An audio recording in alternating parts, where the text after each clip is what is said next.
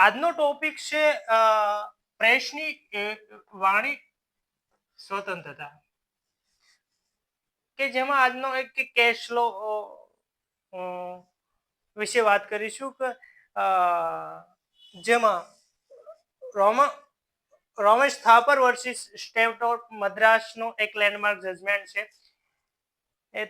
તેના વિશે ટૂંકમાં વાત કરીશું કે રોમેશ થાપર છે તે મદ્રાસની અંદર પોતાનું એક ક્રોસ રોડ કરીને એક સાપ્તાહિક ચલાવતા હતા. આ પોતાનું જે સાપ્તાહિક સામયિક ચલાવતા હતા એમાં કોંગ્રેસની વધારે ટીકા કરવામાં આવતી હતી. ખાસ કરીને જવાહરલાલ નહેરુ વિશે વધારે ટીકા કરવામાં આવતી હતી. અને આ ટીકાને કારણે કોંગ્રેસે 1 માર્ચ 1950 ની અંદર આ ટીકાને લીધે આજે રોમેશ થાપર નામનું જે સામાયિક છે તેના વિતરણ પર, તેના વેચાણ પર બેન્ડ લગાવી દેવામાં આવ્યો, તે બંધ કરી દેવામાં આવ્યું. તો આજે રોમેશ થાપર છે તે ડાયરેક્ટ સુપ્રીમ કોર્ટ પહોંચી જાય છે. પોતે એક જર્નાલિસ્ટ છે અને એ સુપ્રીમ કોર્ટ પહોંચી જાય છે. સુપ્રીમ કોર્ટ આર્ટિકલ અનુચ્છેદ 32 છે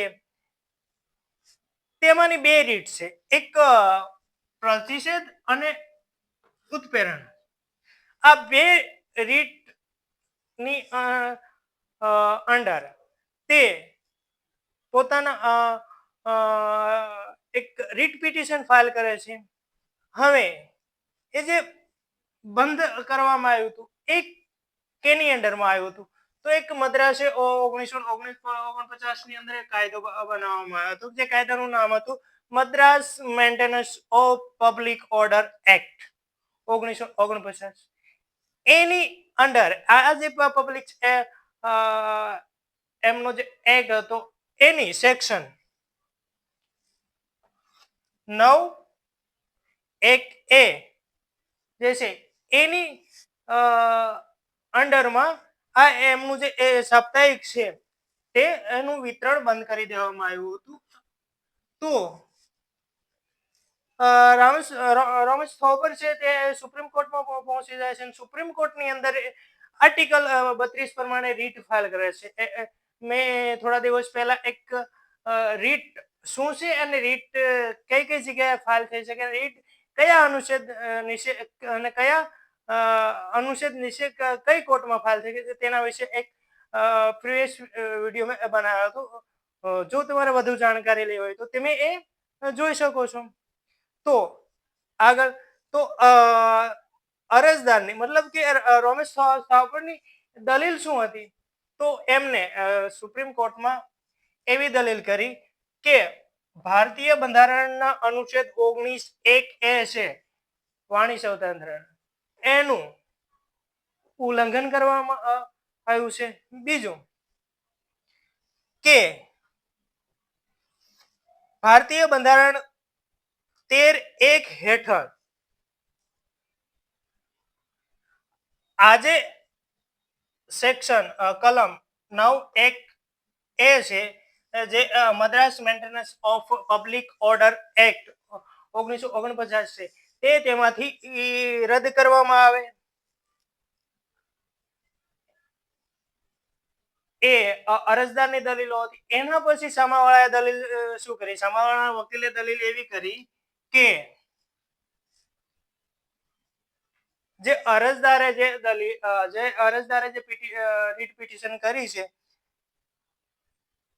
તે રીટ પિટિશન 226 પ્રમાણે હાઈકોર્ટની અંદર ફાઇલ કરવામાં એમને કરવી જોઈતી હતી, પણ એ ડાયરેક્ટ સુપ્રીમ કોર્ટમાં આવ્યા છે. તો તેમને જે તેમની દાદ છે, તેમની પે છે એ તેમને ના મળવી જોઈએ. અને ભારતીય અનુચ્છેદ 19(2) મૂળભૂત અધિકારની યોગ્ય તાર્કિક વિશેની જે અનુચ્છેદ છે તેના ઉપર જ અમે એમનું જે સામાયિક છે તે બંધ કરવામાં આવ્યું છે. અમે કોઈ ખોટું કર્યું નથી. તો આ બંને પક્ષકારોની દલીલો સાંભળી અને સુપ્રીમ કોર્ટે એક મુદ્દો કાઢવામાં આવ્યો કે ભારતીય બંધારણ 19(1)A નો ભંગ થાય છે ખરો?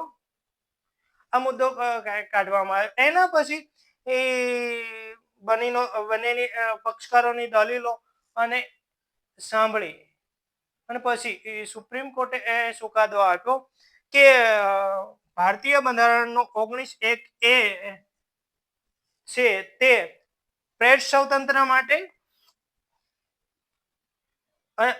ની અંડરમાં આવે છે. વાણી અને અભિવ્યક્તિનો એક ભાગ જ છે.